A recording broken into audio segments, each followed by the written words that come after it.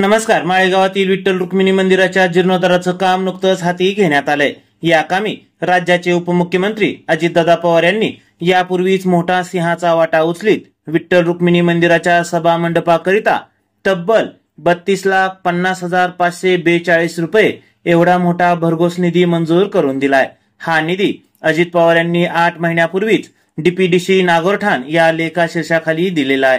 याकरिता माळेगावातील राष्ट्रवादी काँग्रेसच्या वतीने पाठपुरावा करण्यात आला होता. दरम्यान नुकतेच गोपाळ काल्याच्या निमित्ताने विठ्ठल प्रासादिक मंडळाच्या वतीने या मंदिराच्या जीर्णोद्धाराचं काम हाती घेतल्याने सभा मंडपाच्या कामाचा मार्ग देखील आता प्रशस्त झालाय.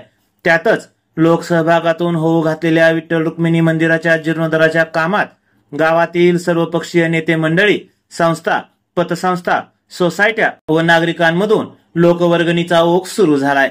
त्यामुळे येणाऱ्या काळात 1 वर्षाच्या आत माळेगावात भव्य दिव्य असे विठ्ठल रुक्मिणी मंदिर साकारले जाईल असा विश्वास विठ्ठल प्रासादिक मंडळाच्या वतीनं व्यक्त करण्यात आलाय.